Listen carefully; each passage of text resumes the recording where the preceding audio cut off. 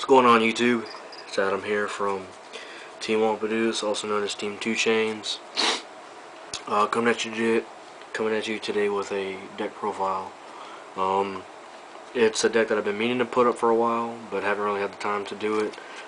It's Gladiator Beast, of course. April 1st came out with a new ban list, best DR 83, so I had to make a deck profile. I was testing this deck extensively for the past week and a half, and I decided to take it to one of my locals tournaments today, who was giving out $100, either cash prize or credit. So I took it upon myself to enter, and out of, I think it was like, I want to say like 15 or 16 people, I came in 5th place, so it's really not that bad. It was pretty good for a test run. I was actually pretty happy with the results. But I guess I'll talk about my matchups. Round 1, I got a bye because I'm cool like that. Round 2 though, I played a Necros player. Game 1, he just beat my shit in. I ain't even gonna lie, he just beat my shit in. Game 2 and Game 3, I had to make him. I really and truly had to make him work for the win. Game 2, I beat his shit in. Game 3, it was more controlled on my side, and I would have won Game 3, and I would have won the match, if it wasn't for my arrogance and my greediness in the match. What happened was that I had my sideboard already on the field. He was locked out of everything.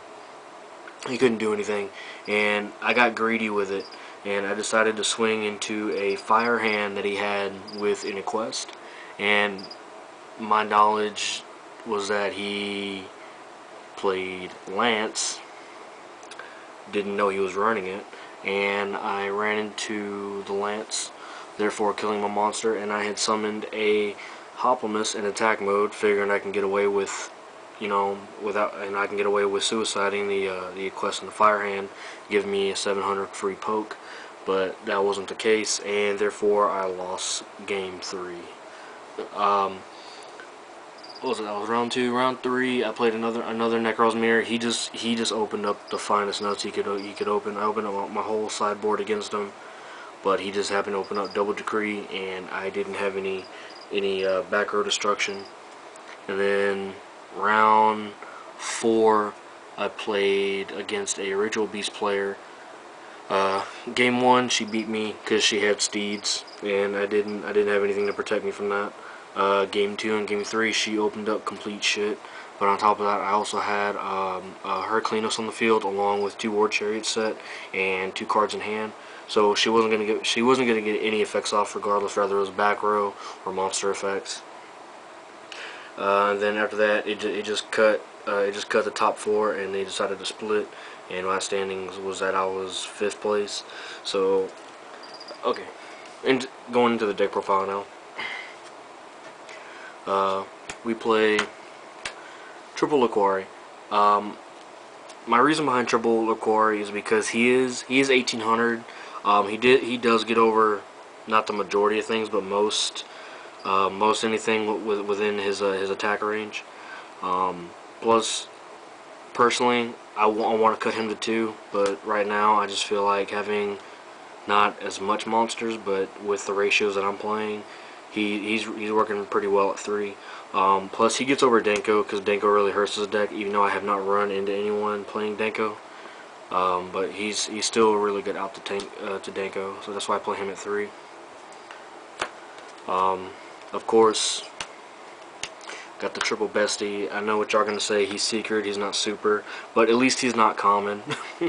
Bestie at 3 really and truly helps out the deck, even though it's not a real big back row heavy format. Bestie still lets you do a Gazarda spam, like it's been in 2008, 2009.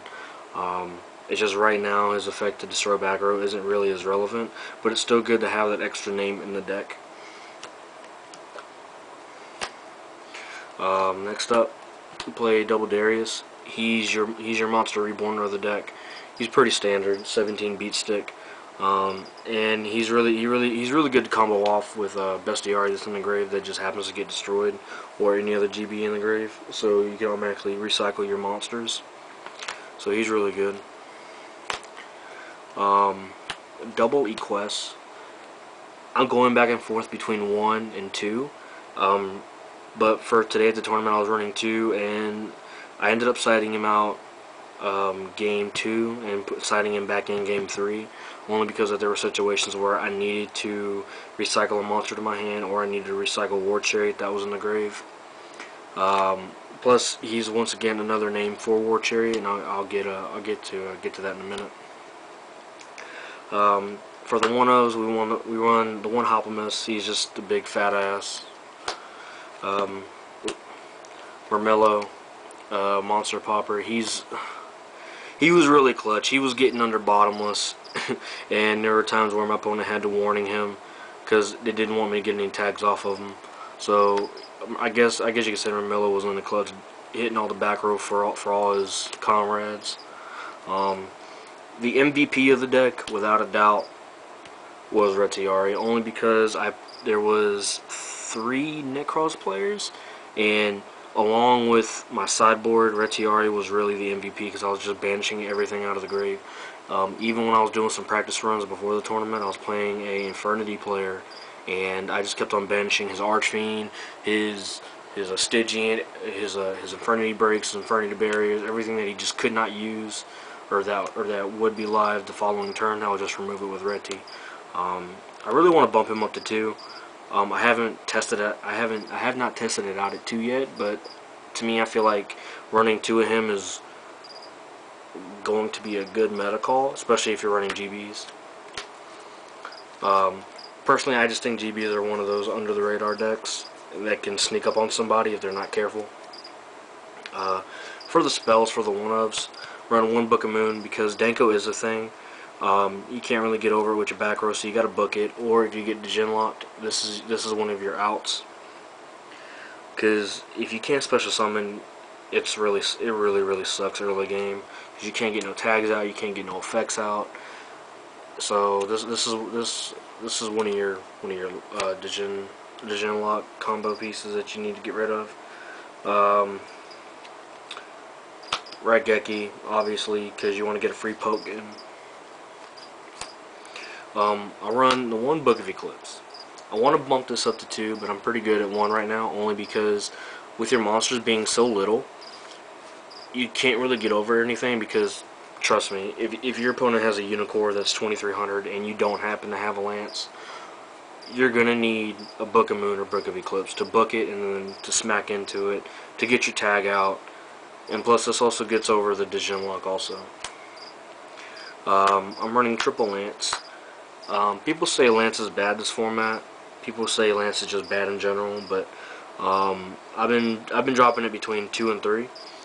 I find 3 to be very good right now, only because, like I said before, your monsters are really small and they can't get over anything. So Laquari, Darius, and even Equests are your biggest beaters that you can get out on the field out of your main deck to get over stuff. Plus, it's really good. Like, let's say you summon a Gazaris and you activate his effect and they decide to Nightmare Trap Hole it, which has happened many times in practice runs. Lance always saves it and you still get the pop. To kind of sort of speed up the deck, I play triple Upstart. This helps me draw into my back row that I need, or a monster that I desperately need on the field to give out a poke. Rather it be a Retiari, Hoplamus, or Mermello, something that I could just hit for free. Plus, giving the extra 1,000 really does not bother the GB player whatsoever, only because the deck cannot OTK, and you're not worried about OTK, and you're just worried about controlling the game, controlling the field, and controlling what your opponent does. So I feel really comfortable with triple Upstart. Next up, you have the road of the deck, Proving Ground, Standard. Gets to your Bestiaries, your Laquaris, or even if you open up a bunch of spells and traps and you just happen to open up one of these, this is still a monster in your hand. So out of the 11 monsters that I run, this is still 14. I run the 1 respite only because there are times where you just happen to open up a whole bunch of zoo animals, or you open up double chariot and you just need to shuffle your deck and just draw 3 cards and pray that you draw something amazing. I feel like this card would be a whole lot better if it said draw 3 and then shuffle 2 back. But who wants to make Glad Beast consistent anymore? Fucking nobody. So that's why I run the 1. For the 1-ofs and the traps, we run warning, obviously, because you can stop anything bigger coming out to fuck up your whole plays. Plus, this is the single trap out to Danko. We run the 1 vanities, obviously, because if you summon a Loquari who is 2100, they can't special summon anything to get over it. If you summon Big Dumbass out of the extra deck, Esadari, he's 2500, they still can't get over it because they have to special summon, and they just better have an out in their main deck. Next up, double mirror. Oh, my bad. Not double, single. Single Mirror Force. I do run 2, but I do believe the second one is in my side. But the 1 Mirror Force was really clutch because people were really and truly unexpected. I want to bump this up to 2 for the main board, but I'm still testing it at 1, and at 1 it's pretty clutch. Torrential, obviously, to clear the board. No need to explain. Compulse to get rid of problem cards, even and out to the Djinn if they don't have a Trish in hand. Bottomless, once again, gets over bigger stuff. Double D-Prison. Just like Mirror Force, I think this card is highly overlooked, or underlooked, however you want to say it. Like today, when I was playing the Necros player, he actually summoned an Ice Hand, and he attempted to crash with one of my monsters to get his effects off, and I just D-Prisoned it, and that set him back a lot. Just the fact that you're able to remove the monster just so you don't have to deal with it anymore is simply amazing. Next up, running Triple War Chariot. I find War Chariot to be kind of gimmicky right now, only because it's very, very situational, especially when it's mandatory that you need to have a face-up Gladiator Beast monster on the field. So I'm kind of going back and forth between 2 and 3. If I go to 2, I drop in a quest. If I go to 3, I put a quest at 2. Game 2 and 3, I've been siding out 1 War Chariot and 1 quest. So that's just how it's been all day, and it's been working pretty good. Next up is Triple Phoenix Chain. This is the last trap of the deck, but Phoenix Chain I like is because you do not need a Gladiator Beast on the field to activate it. It also stops you from getting hit by bigger monsters. Plus sometimes you just need to have hand and field advantage. So when your opponent summons a Trishula and they activate effect, you can just Phoenix Chain it, so you don't have to deal with its effect banishing your only monster on the field that you need to tag out with, or you need for a later on War Chariot play, or later on contact play for either a Gazaris or a Herc or a Big Dumbass. So that's why I find Phoenix Chain really good. I kind of want to cut 1 War Chariot down to a breakthrough skill, but once again, that's still in testing, and I'll probably figure it out later on. But for right now, the double Triple War Chariot and the Triple Phoenix Chain is working out very, very well. For the extra deck, it's pretty standard. Well, to me, it's pretty standard anyway of what I've been playing with. The deck itself I've made to handle the top decks that are most likely to be seen playing at locals or even Nats. I kind of sort of plan on taking this to Nats, so this is my build before Nats. It's getting ready. It's not a final, but it's still getting there. For the extra deck, we have double Esadari. I want to cut him down to 1, but today there were actually times where I needed a second one because he would just end up in grave and I couldn't tag out into a Darius. So like, let's say I would just have I don't know, like a bestie on the field, and I summon a, I don't know, like Ramilla or Laquari. If I'm afraid of a trap hole, nightmare trap hole, then I'll just contact into a big dumbass here, and he just can't he can't get destroyed by a nightmare. So he's just a big dumbass vanilla. The only thing that sucks about him though is that he can get Phoenix chained, which really sucks. I guess Konami just said fuck Glads on his writing or his text. Next up, we got double Gazars. I see people running 3, but they're also running Icarus attack. I find 2 to be really good. 2 is just right. Plus, you don't have to worry about your bestie getting bottomless anymore because you have 3 of them now. So you don't have to run dumbass Prisma to get out its effect for Gazara spam when the deck has 3 bestiaries now. Heraclinos, I've made this twice today. He was really the MVP against the what did I play? Against the Ritual Beast deck. He was really and truly the MVP along with 2 War Chariots backing him up. Those are my fusions. Now for the Exceeds, we have Abyss Dweller, obviously because I still feel like Burning Abyss is still running around, even though I didn't play any of those today. Plus, I guess he would have been really good against the Necros matchup, knowing that my opponent was playing Fire and Ice Hand. The one 101, obviously because you can still take stuff that's bigger than you. Rhapsody, along with Retiari, he's also the MVP, knowing that I can banish all your mirrors and all your ritual monsters in your graveyard that you need for a mirror effect, or you need for a Valkyrus effect when you attack and he attempts to banish. So he's really good. Castell to bounce anything back to deck. Cowboy for that 800 poke. Diamond Dyer, obviously, to pop stuff. Ragnar Zero, because fuck it, he's Ragnar Zero. Double Exciton, because Exciton is the shit, and I feel like when you make an Exciton and you just clear the board, your opponent pretty much has to play your game because they don't want to smack into it, because 9 out of 10 they will have more cards than you, especially if you're running this deck. So he pretty much controls the board, which is what I like. And the one Steel Swim Roach, only because there were some dragons at locals today that obviously who did not play, who did not enter the tournament, which I was kind of pissed because Roach would have fucked them up. But Roach is actually pretty clutch sometimes too. That's main deck and extra deck. Now onto the side deck. My side deck choices are pretty savage, in all honesty. We have the one Thunder King. He's the only monster in the side deck, only because he's a 19 body and he's a walking mistake.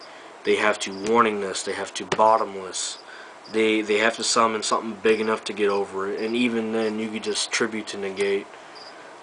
Like I wish Thunder King was at 2. If he was at 2, I would so main deck the shit out of this, but he's only at 1. Next up, Double Kaiser. The reason why I run Double Kaiser is because even though you summon a Glad Beast, you can still tag out into another one. Therefore, you always keep at least one monster on the field, especially if you just happen to summon, especially if you happen to set Hoplomess and then attack into it. You'll get the tag, and depending on the situation, you'll either banish, pop, boost, or remove, which is really good. I only play 2 though, because sometimes 3 just clogs. Triple MST, only because sometimes you do play those rogue decks that happen to play fucking Decree, or they just happen to play Mistake, or whatever it is that's just rogue. 3 MST is good, even though I run triple bestiary. Sometimes you just don't get the bestie effect, so you have to go with the MST. Ojama Trio, only because I still feel like Burning Abyss is still going to be running around, but I only run 1 just for those random matchups. Plus, it also clogs up other fields, so your opponent can't OTK you. Plus, if you activate this, Your opponent gets 3 tokens, and they're pretty much free tags, plus your opponent takes 300. So I feel like that's really good. The second Mirror Force, because it's so clutch. Double Mind Crush, especially if you know your opponent searches. You can just be like, okay, well, Mind Crush the Valk out of your hand, Mind Crush the Brio that you just searched, Mind Crush the Yusenji monster that you just added, Mind Crush whatever it is you added off with Tinky. Mind Crush is just really good. There's a reason why it's getting expensive. There's a reason why it keeps going up. Next up is a card that is highly, almost seemingly impossible to get. Anti-Spell Fragrance. I want to pick up a second one because 2 is just so damn good, but the one of was so clutch all day today against both Necros players. This pretty much says they can't play Yu-Gi-Oh! And they have to play my game. I need to pick up a second one, because if I pick up a second one, I'm definitely going to main board it, because it is that good. I just wouldn't know what to take out for main board. I still got to test it. but definitely got to pick up a second one. Next up, Macro. Once again, this also hurts Necros a lot. Actually, I got a lot of Necros hate in this side deck, because that's one of the hardest matchups. I mean, I can deal with everything else, but it's just the hardest matchup. Plus, if I really wanted to, I could actually main deck this. But right now, I feel like siding it is better, because going into round 1, I mean going into game 1, you don't know what you're gonna play. So if you just happen to open this up and you activate it on your opponent's turn, and they're going to have knowledge of you maining this, so then they're going to play around it, which I don't want. So I'd rather have this, be a secret till game 2, game 3. So then they really have to deal with it. Next up, my last Triple Mistake. Triple Mistake is the best card of the day, all day. I was playing the Necros player, and I had Mistake, Vanities, Spark Fragrance, and Macro on the field. He could not play Yu-Gi-Oh! Whatsoever.